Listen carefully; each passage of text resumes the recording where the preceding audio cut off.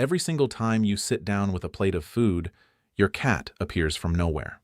Silent, unblinking, watching your fork with an intensity that makes you question whether you're being judged or hypnotized.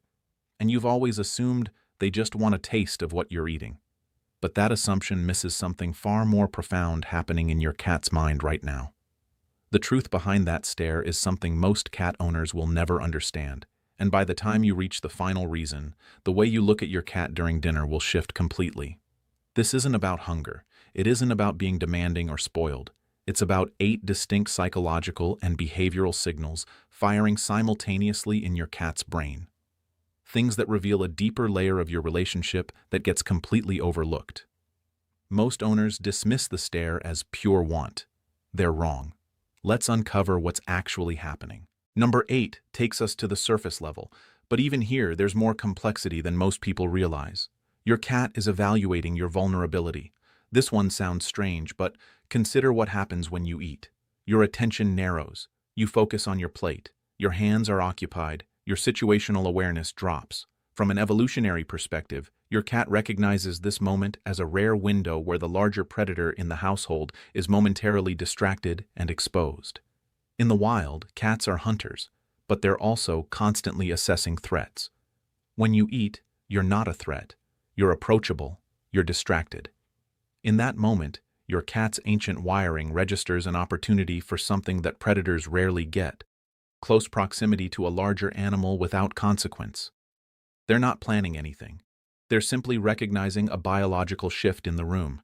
Your cat can approach, they can watch, they can be near without triggering that unpredictable human energy that usually keeps them at a careful distance. It's the only time in your day when you're genuinely unavailable, and for a cat, that's oddly calming. Number 7 is the obvious one we need to acknowledge before dismissing it entirely. Yes, your cat wants some of your food, but not for the reason you think.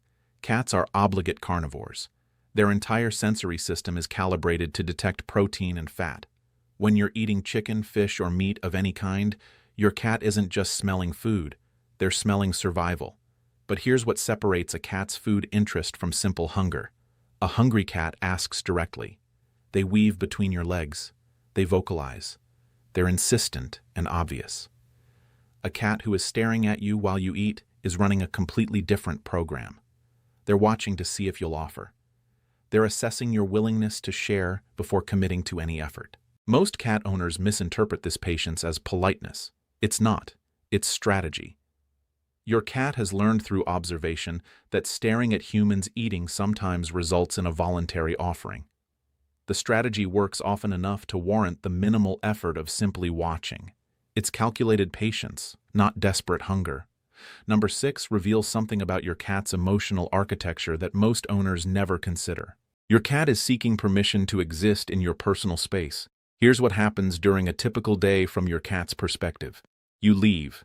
You come back. You move around unpredictably. You close doors. You're often unavailable or buried in devices and work.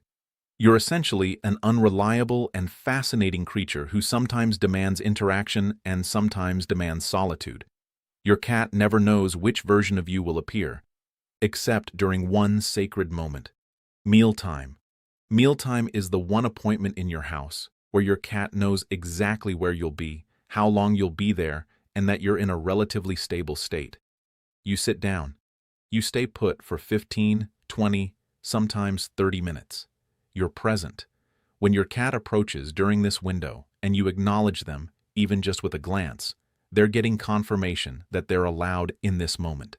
They're getting permission to occupy the same space as you without triggering irritation or being brushed away. For a species that values independence, but paradoxically fears abandonment, this moment of approved proximity is profoundly important. Your cat isn't begging. They're asking, "Is it safe to be here?" And when you look at them without annoyance, you're saying yes. Number 5 exposes the deeply selfish but somehow beautiful reason your cat is obsessed with your eating habits. Your cat is monitoring your emotional state. Cats are extraordinarily attuned to human biochemistry and behavior. They can detect subtle shifts in hormone levels, changes in body temperature, and micro-expressions in your face with startling accuracy. When you eat, something fundamental shifts in your demeanor. Your stress hormones typically lower. Your cortisol decreases. Your breathing becomes more regular. Your entire body enters a state of temporary relaxation. Your cat reads all of this instantly. They know you're calm. They know you're content. They know that for this brief window, you're not in crisis mode. You're not stressed, and you're not radiating the anxious energy that normally fills your home. For your cat, this is valuable information. A calm owner is a predictable owner. A predictable owner is safe. But there's another layer. Your cat is also drawn to you precisely because you're in this state. They want to be around the version of you that isn't rushing, isn't worried, isn't distracted by 100 external pressures. It's why many cats will sit nearby during meals and then retreat once you're finished. They came for the calm. Once the calm is gone, so are they. Number 4 takes us into your cat's pack psychology, which is dramatically different from what most owners assume. Your cat is confirming that the hierarchy is stable. Despite what people say about cats being solitary, they actually have complex social structures. Your cat views your household as a small territory with an established hierarchy. You're the apex. You're the one who controls resources, decides when meals happen, determines when doors open and close, and essentially orchestrates the environment. When your cat watches you eat, they're not just watching you consume food. They're confirming that the structure is still intact. The leader still has access to resources. The territory is still functioning as it should. Everything is in order. This is actually deeply reassuring to your cat. If you suddenly stopped eating at your regular times, your cat would notice. If you suddenly lost control of resources or appeared weakened, your cat would sense it. By watching you eat and seeing you maintain your usual calm authority, your cat is getting confirmation that they can relax. Someone is still in control. The boundaries are still clear. The household is still predictable. That stare is a security check. And once they've confirmed that you're still okay, still functioning, still the stable force in their world, they often settle down completely. Number 3 descends into the behavioral psychology of your specific relationship. Your cat has mapped your exact breaking point with precision. This is where we talk about something most cat owners secretly know but rarely admit. Your cat has run extensive experiments on you, and they have you completely figured out. Over months and years of watching you eat, your cat has collected exhaustive behavioral data on one specific variable. At what exact moment will you give in? They know you're more generous after wine. They know you're softer on weekends. They know that when you're eating alone, your defenses are lower than when you're eating with company. They know that certain foods make you more likely to share than others. They've observed that when you're distracted by your phone, a gentle stare produces results faster than an insistent one. They've calculated that the slow blink followed by sustained eye contact works 38% of the time, while the silent stare works 21% of the time. This isn't manipulation in any cruel sense. This is intelligence. Your cat has treated your behavior like a science experiment, running variations, recording results, and optimizing their approach based on empirical evidence. The specific intensity and duration of your cat's stare during dinner is literally the product of years of behavioral data collection. They've determined your psychology down to your tells and your weaknesses. Number 2 brings us to something primal and ancient, something that most people completely miss because it lives so deep beneath the surface. Your cat is performing the ritual of pack membership. Yes, cats can be solitary hunters, but they're also deeply ritualistic creatures. In multi-cat households, you see this clearly. Cats eat together, hunt together, rest together. There's a rhythm. Your cat has integrated you into their concept of pack, and mealtime is one of the primary rituals that confirms membership.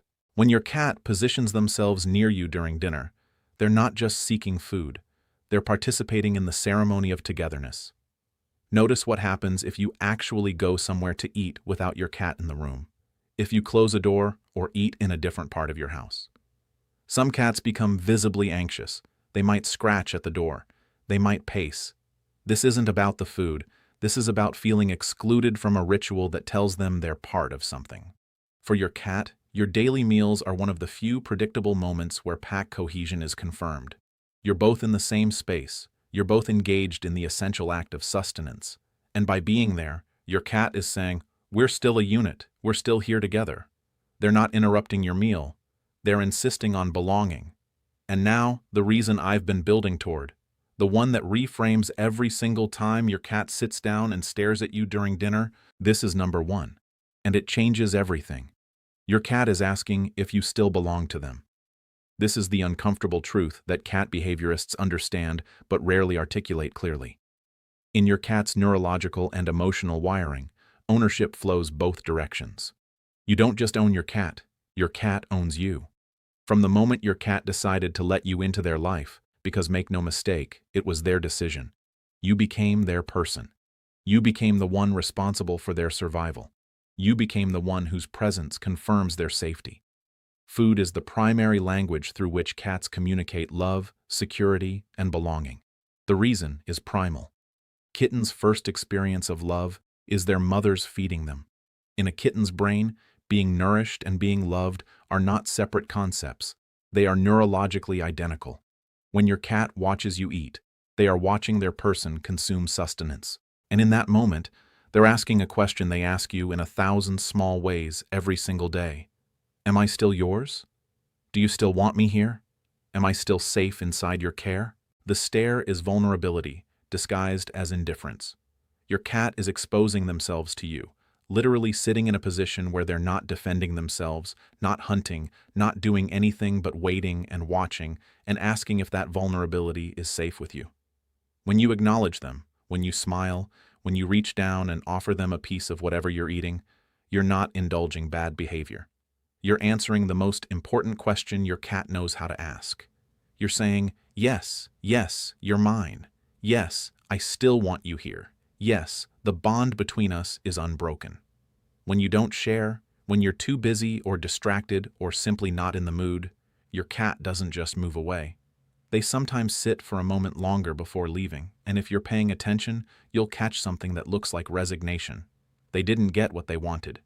But worse, the answer to their question felt a little less certain this time. So the next time your cat appears while you're eating and fixes you with that unblinking stare, understand what you're actually witnessing. You're not being manipulated. You're not being demanded of. You're being asked in the most honest language your cat possesses whether the connection you share is still solid, whether they're still safe in your world, whether you still claim them as yours. And every time you glance back, every time you soften your expression, every time you slip them that small piece of chicken or fish, you're giving them the only answer that matters. You're confirming that yes, they belong. Yes, the bond is real. Yes, despite everything that might suggest otherwise on any given day, your cat is still yours and you are still theirs. That stare isn't neediness. It's devotion wearing the mask of indifference.